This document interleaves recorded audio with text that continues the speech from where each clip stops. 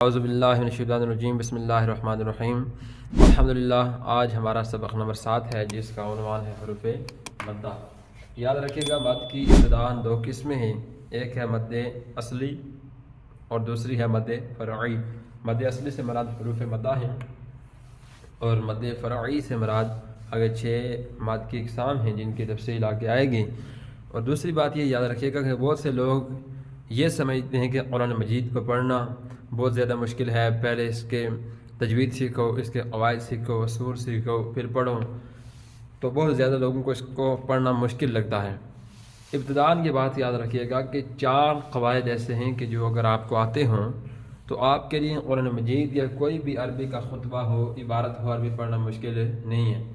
کچھ صفات ان کے علاوہ بھی ایسی ہیں 4 قواعد کے کہ جو صفات لازمہ میں آتی ہیں، جن کو ادا کرنا، جن کا پایا جانا آیت کے اندر، حروف کے اندر، الفاظ کے اندر ضروری ہے۔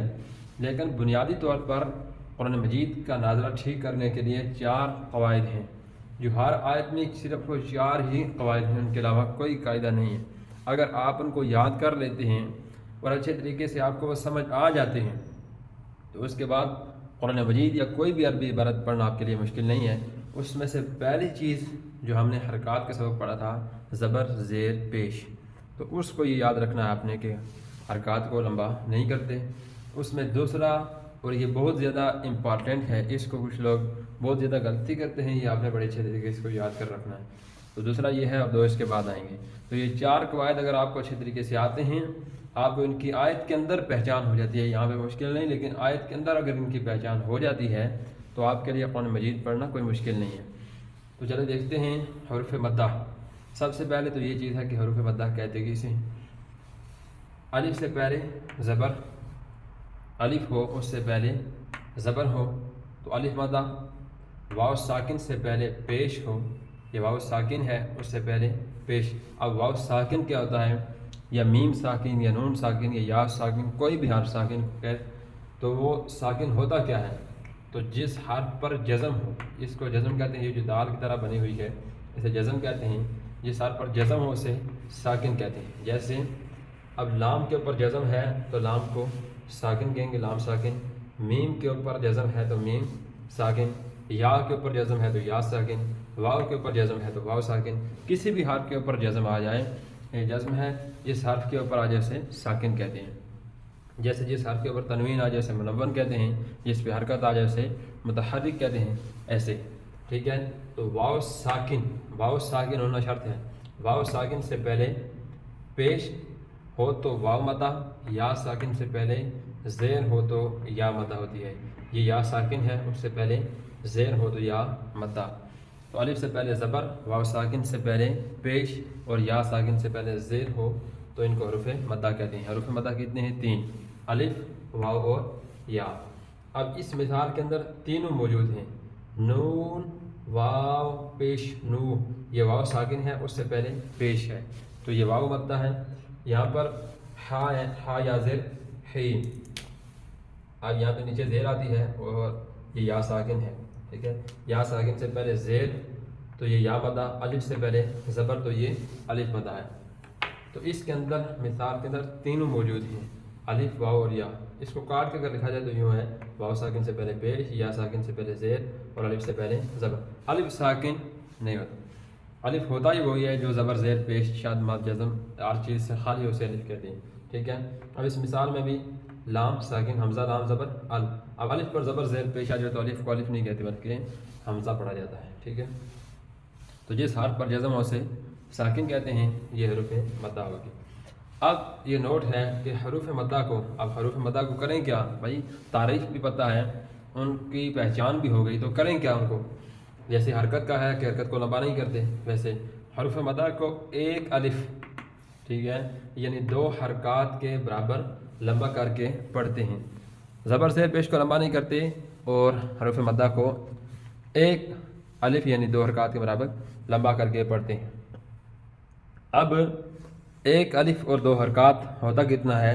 یاد رکھیے گا، ماہرین تجوید کے نزدیک بند انگلی کو آہستگی کے ساتھ کھولنا، انگلی آپ کی بند ہے، یہ آپ کی انگلی شہادت والی یا کوئی بھی انگلی ہو سکتی ہے، وہ بند ہے اس کو آہستگی کے ساتھ آپ نے کھولنا ہے، نہ تو آپ اس کو جلدی کے ساتھ کھولیں گے نہ بہت آہستہ، تو درمیانی رفتار میں اس کو جب کھولیں گے آپ، جیسے ہم پڑھتے ہیں با الف زبر با، اب جب آپ توڑ کریں گے، جب ملا کے پڑھنا شروع کریں گے تو اس وقت اس انگلی کو آپ نے درمیانی رفتار سے کھولنا ہے، تو اس کو کہتے ہیں کہ آہستگی کے ساتھ کھولنا، اس طرح کہ کھلی انگلی کو بند کرنے کی مقدار، یا کھلی ہے تو اس کو بند کریں یا بند ہے تو اس کو کھولیں آہستگی کے ساتھ، نہ بہت تیز اور نہ بہت آہستہ، اس کو اندازاً ایک الف اور 2 حرکات کے مطابق کہا جاتا ہے، ٹھیک ہے۔ تو یہ آپ کی مقدار ہے کہ حروف مدہ، یعنی جب الف سے پہلے زبر ہو، واو ساکن سے پہلے پیش ہو، یا ساکن سے پہلے زیر ہو، یہ ساری مثالیں موجود ہیں، تو ان کو ہم ایک حرکت تک لمبا کر کے پڑھیں گے، ٹھیک ہے۔ جیسے ہم نے پیچھے پڑھا تھا با زبر با، یہاں پہ ہم پڑھیں گے با الف زبر با، کیونکہ الف سے پہلے زبر ہے، با واو پیش بو، لمبا کریں گے ایک حرکت تک کیونکہ واو ساکن ہے، اس سے پہلے پیش ہے، با یا زیر بی با بو بی، ٹھیک ہے۔ پہلے آپ ایک تختی میں پریکٹس کریں گے اس کی انگلی کے ساتھ، تو آگے آپ کو پہچان ہو جائے گی کہ کتنا لمبا کیا تو ایک انگلی کے برابر ہو جاتا ہے۔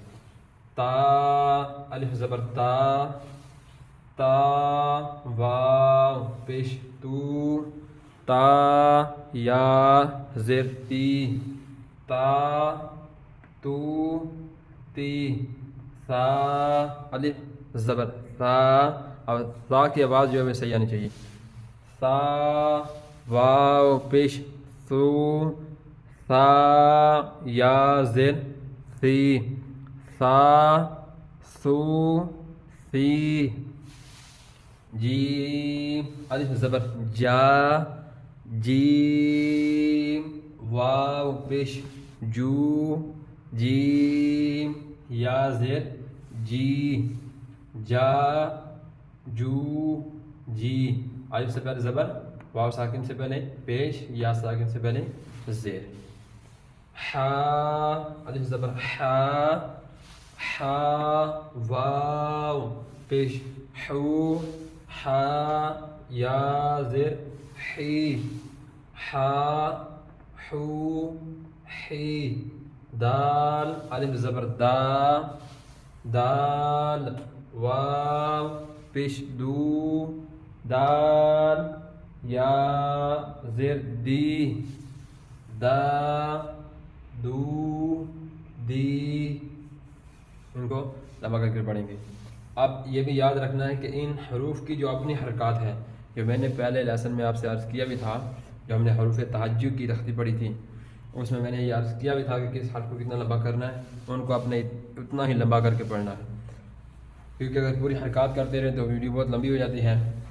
ذال الف زبر ذا ذال واو پیش ذو ذال یا زر ذی ذا ذو ذی، اب یہ ذال ہے، اس کو نرمی کے ساتھ پڑھیں گے، اس لیے میں نے یہ درمیان سے بہت سارے حروف چھوڑ کے بھی لکھے ہوئے ہیں، صرف وہی حروف لکھے کہ جن کا تلفظ تھوڑا سا مشکل ہے۔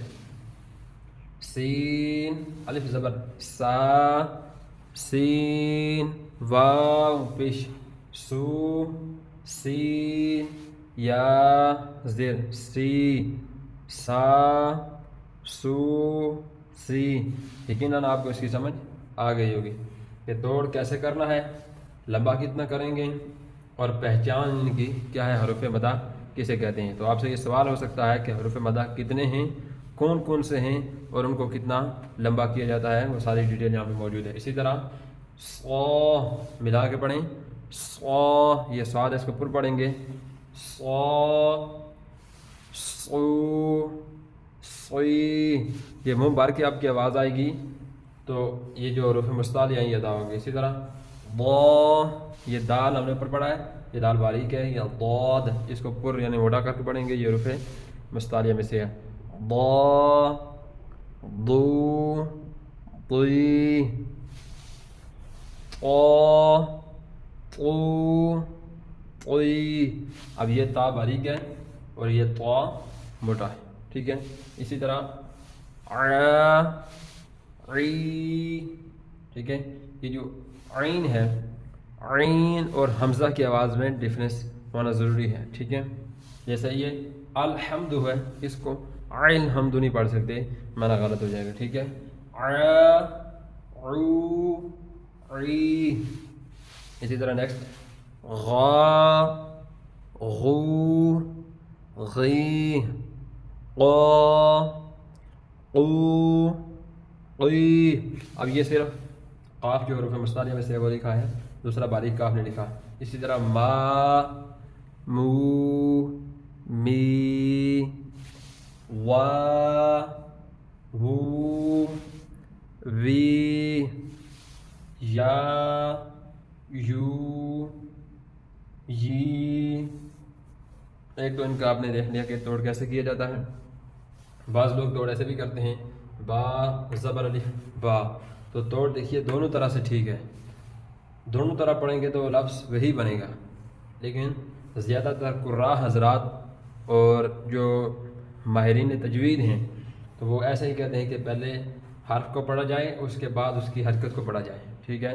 تو ہمارے استادوں نے تو ہمیں ایسے ہی پڑھایا ہے کہ پہلے آپ حرف کو پڑھیں جو حرف ہے، ٹھیک ہے، اس کے بعد زبر زیر پیش جو بھی اس کے اوپر حرکت ہے تو اس کے بعد اس حرکت کو پڑھا جائے. بہرحال جیسے بھی آپ اس کو پڑھتے ہیں حرف اور لفظ وہی بنتا ہے، ٹھیک ہے.